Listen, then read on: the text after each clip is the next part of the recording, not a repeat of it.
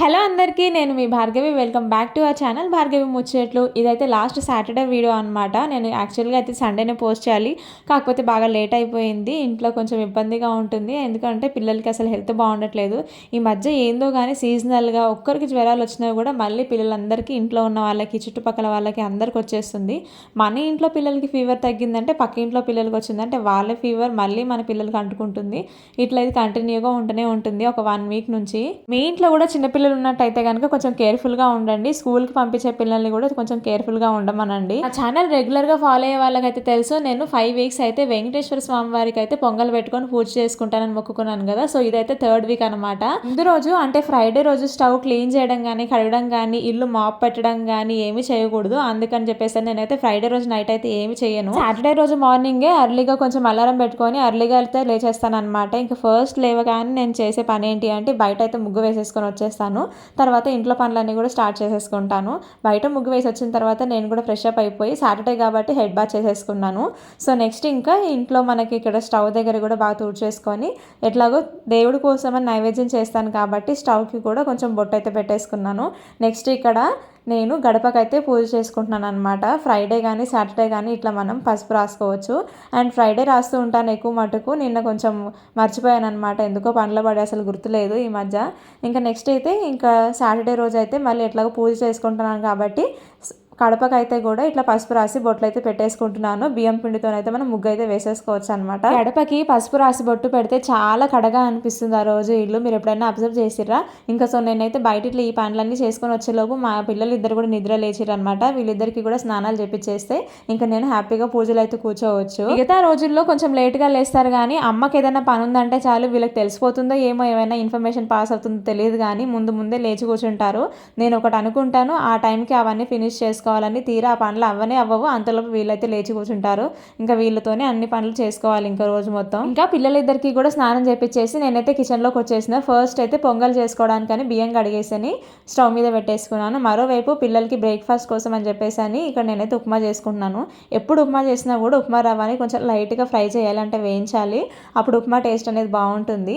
ఈ లోపు నాకు అన్నం ఉడికించుకోవడానికి పెట్టుకున్నాను కదా పొంగల్ కోసం అని, అన్నం కూడా ఉడికిపోయింది. నెక్స్ట్ ఇందులోకి పాలు అయితే పోసేసుకొని ఉడికిచ్చేసుకుంటున్నాను. మరోవైపు ఉప్మా కూడా రెడీ అయిపోయింది. ఇవన్నీ చేసేలోపు ఇంకా నేను దేవుడి సామాన్ అయితే కూడా క్లీన్ చేసేసుకుంటున్నాను. అంటే ఒకే పని మీద మనం నించొని ఉంటే ఇట్లా పిల్లలతో ఉన్నప్పుడు పనులన్నీ అవ్వవు అసలు. సైమల్టేనియస్గా ఇంకో పని కూడా మనం చేసుకుంటూనే ఉండాలి. ఇలా చేస్తేనే కానీ మేనేజ్ అవ్వదు అనమాట పనులు. పూజ సామాన్లన్నీ మనం డైలీ ఏం కడగాల్సిన అవసరం లేదు. 1 వీక్ ఒకసారి క్లీన్ చేసుకుంటే సరిపోతుంది. కాకపోతే దీపం కుందులు ఇంకా ఈ రాగి చెంబు ఉంటుంది కదా, ఇవైతే డైలీ క్లీన్ చేసుకోవాలి. నా దగ్గర 2 సెట్స్ ఉంటాయి. నేను ఈ రోజుకి రేపటికి 2 రోజులకు సరిపడా నా దగ్గర దీపం కుందులు, అట్లానే ఈ రాగి చెంబు నీళ్లు పెడతాం కదా, ఇవైతే ఉంటాయి అనమాట. సో అట్లా ఈ రోజు మార్చినవి రేపటివి ఎల్లుండికి అట్లా నెక్స్ట్ డే వచ్చేటట్టు ఉంటాయి అనమాట. వైపు పొంగల్ కూడా రెడీ అయిపోయింది. ఇక్కడ నేనైతే 1 గ్లాస్ బియ్యానికి 1 గ్లాస్ అయితే బెల్లం తీసుకుంటాను ఎప్పుడు కూడా.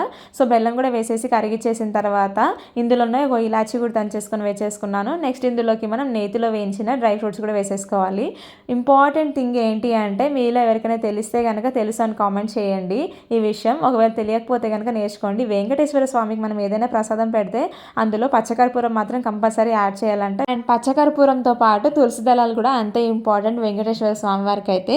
సో ఇటువైపు ప్రసాదం కూడా కంప్లీట్ అయిపోయింది. మరోవైపు పిల్లలిద్దరికి కూడా ఉప్మా చేశాను కదా, వాళ్ళిద్దరికి తినిపించాలంటే కొంచెం ఉప్మా అయితే చల్లారాలి. ఈ లోపు నేను హెయిర్కి ఎప్పుడో కట్టేసుకున్నాను, అసలు గుర్తే లేదు, మర్చిపోయిన. నేనైతే ఇంకా టవల్ కూడా తీసేసి హెయిర్ మొత్తం డ్రై అయిపోయింది ఆల్మోస్ట్. అందుకని ఇంకా ఒకేసారి జడ అయితే వేసేసుకుంటున్నాను. సబ్స్క్రైబర్స్, వ్యూవర్స్ చాలా మంది అడుగుతున్నారు, అక్క మీ లాంగ్ హెయిర్ సీక్రెట్ చెప్పండి, మీరు ఏ ఆయిల్ యూస్ చేస్తారు, ఏ షాంపూ యూస్ చేస్తారు, ఎలాంటి కేర్ తీసుకోవాలి హెయిర్కి అని.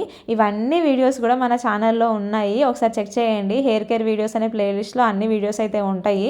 ఎవరికైనా ఇంట్రెస్ట్ ఉంటే మాత్రం చూడండి. హెయిర్ ఆయిల్ కూడా నేను 2 టైప్స్ చూపించిన, ఒకటి అలోవెరా హెయిర్ ఆయిల్, ఇంకొకటి అయితే మన దగ్గర మెంతులు, కరివేపాకు ఇవన్నీ వేసుకొని చేసుకోవచ్చు అనమాట. 2 టైప్స్ ఆఫ్ హెయిర్ ఆయిల్స్ ఉన్నాయి.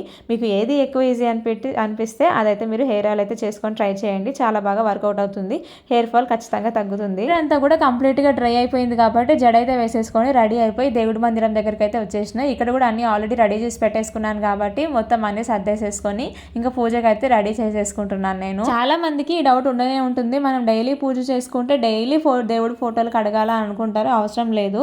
ఎప్పుడైనా సరే ప్రతి నెల అమావాస్య తర్వాత వచ్చే థర్స్డే కానీ సాటర్డే కానీ లేదా వెనస్డే కానీ ఇట్లా మ్యాక్సిమం అయితే థర్స్డే రోజు అంటే గురువారం రోజు అయితే మీరు దేవుడి ఫోటోలు అయితే క్లీన్ చేసుకోవడానికి ట్రై చేయండి.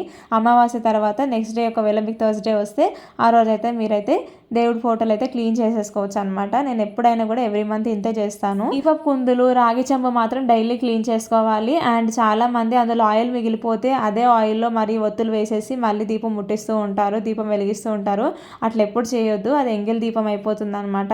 ఆ ఒత్తులు అన్ని తీసేసి మళ్ళీ ఆ దీపం కుందులు ఏవైతే ఉంటాయో వాటిని మంచిగా క్లీన్ చేసి తడి లేకుండా తుడిచి మళ్ళీ అందులో ఆయిల్ వేసి ఒత్తులు వేసి మీరైతే దీపం అయితే వెలిగించుకోవచ్చు అనమాట.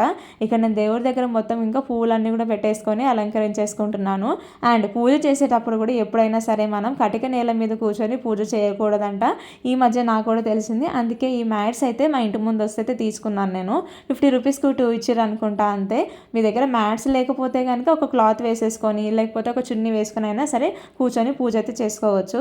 చాలామందికి కూర్చొని పూజ చేసుకునే వీలైతే ఉండదు, అప్పుడు నించొని చేసుకుంటాం కదా, పర్వాలేదు. పూజకు అన్ని సిద్ధం చేసుకొని మా పిల్లలు ఇద్దరిని కూడా కూర్చోబెట్టుకొని నేను ఇంకా పూజ అయితే స్టార్ట్ చేసుకుంటున్నాను. మనం దీపారాధన చేయాలనుకుంటే మాత్రం అగరబత్తీలు వెలిగించి అగరబత్తీలతో అయినా దీపం కుందుల్లో దీపం వెలిగించవచ్చు. లేదు అనుకుంటే కనుక ఒక వత్తిని ఆయిల్లో తడిపి వేసేసుకొని ఇట్లా హారతి ఇచ్చే ప్లేట్ ఉంటుంది కదా, దాంట్లో వేసేసుకొని ఏకహారతితో కూడా మనం దీపాలు అయితే వెలిగించుకోవచ్చు అనమాట. దీపం వెలిగించిన తర్వాత ఇట్లా ధూపం కూడా వేస్తున్నాను, అంటే మనం అగరత్తిలు అయితే వెలిగించి చూపించవచ్చు అనమాట దేవుడి దగ్గర.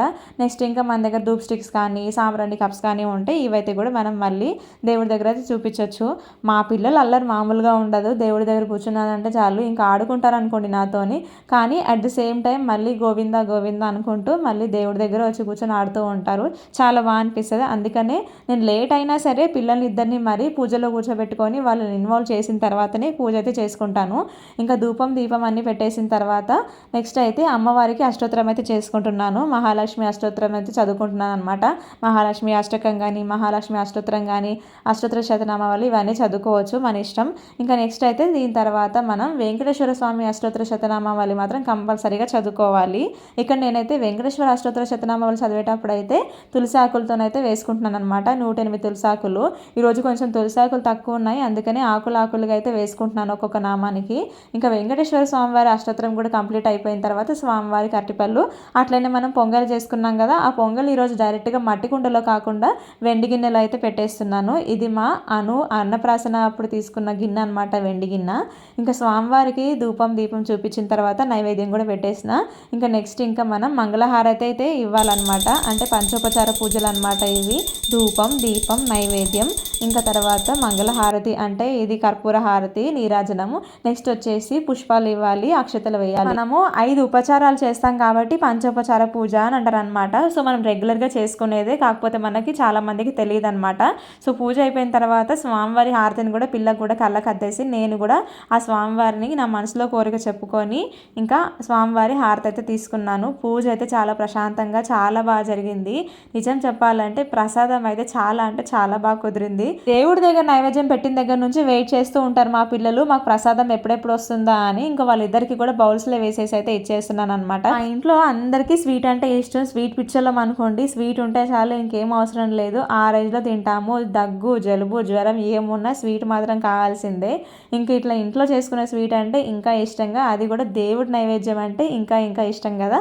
సో ఇట్లా మా పిల్లలకైతే పరమాన్నం అయితే వేసి ఇచ్చేసినాను, అంటే పొంగలి. ఇంకా వాళ్ళైతే కూర్చొని ఆ పొంగల్ అయితే తినేస్తున్నారు. ఈలోపు నేను మళ్ళీ కిచెన్లోకి వెళ్ళాలి, వెంటనే వంట చేసేసుకోవాలి. పూజ అంతా అయిపోయేలాకు నాకైతే 11 అయిపోయింది.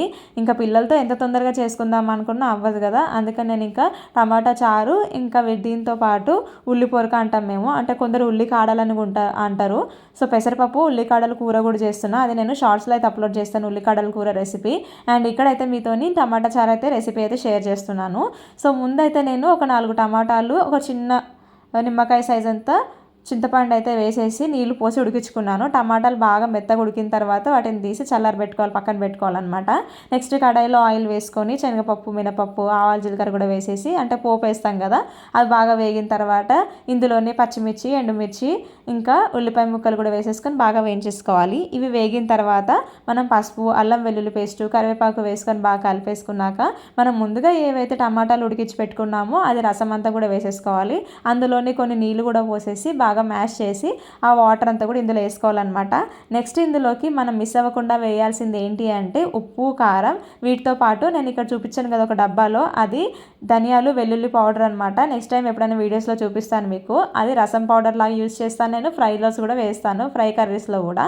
అది వేసిన తర్వాత నెక్స్ట్ ఇందులోకి మనమైతే కొత్తిమీర కూడా యాడ్ చేసేసుకోవాలి. ఇవన్నీ వేసిన తర్వాత మంచిగా మిక్స్ చేసేసి అట్లీస్ట్ ఒక 10 మినిట్స్ అయినా బాగా ఈ రసంని మరగనివ్వాలన్నమాట. అప్పుడే ఈ చారుకు అనేది బాగా టేస్ట్ అనేది వస్తుంది. చాలా అంటే చాలా బాగుంటుంది. ఒకరు ఏ రెసిపీనైనా సరే వాళ్ళ స్టైల్లో ఒక్కొక్క స్టైల్లో చేస్తూ ఉంటారు. మీరు ఎట్లా చేస్తారో చెప్పడం మాత్రం కమెంట్ సెక్షన్లో మర్చిపోకండి. నేనైతే టమాటా చారు ఇట్లా చేస్తాను, టేస్ట్ మాత్రం అదిరిపోతుంది అసలు. ఇంక ఇక్కడ మనము టేస్ట్ అయితే చూసుకోవచ్చు, ఉప్పు కానీ కారం కానీ ఏమైనా పడుతుంది అనుకుంటే కనుక అడ్జస్ట్ చేసేసుకోవచ్చు. సో చారు అయితే రెడీ అయిపోయింది వేడి వేడిగా. నేను మా నైబర్తో మాట్లాడుతున్నాను. వాళ్ళ బాబు రెగ్యులర్గా మా ఇంటికి వస్తూ ఉంటాడు, మా పిల్లలు కూడా వాళ్ళ ఇంట్లోనే ఆడుతూ ఉంటారు అనమాట. వాడైతే నన్ను ఈ మధ్య అత్త అత్త అని పిలుస్తున్నాడు. వాడిని ఎత్తుకున్నానని చెప్పేసి మా చిన్న పాపకి కుళ్ళు వచ్చేసింది. ఇంకా వెంటనే నన్ను కూడా ఎత్తుకో మమ్మీ అని చెప్పేసి వచ్చేసింది.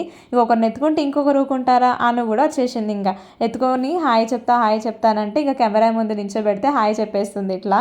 అండ్ ఫైనల్లీ ఎలాంటి విఘ్నాలు లేకుండా 3 వారాలు అయితే వెంకటేశ్వర స్వామి వారికి అయితే పొంగల్ పెట్టుకొని పూజ అయితే కంప్లీట్ చేసుకోగలిగాను. సో ఇదన్నమాట సాటర్డే వ్లాగ్ అయితే. మన ఛానల్లో ఇంకా మంచి మంచి కంటెంట్ ఉన్న వీడియోస్ అయితే వస్తాయి. మీలో ఎవరైనా ఛానల్ని ఫస్ట్ టైం చూస్తున్నట్లయితే వెంటనే ఛానల్ని సబ్స్క్రైబ్ చేసుకోండి.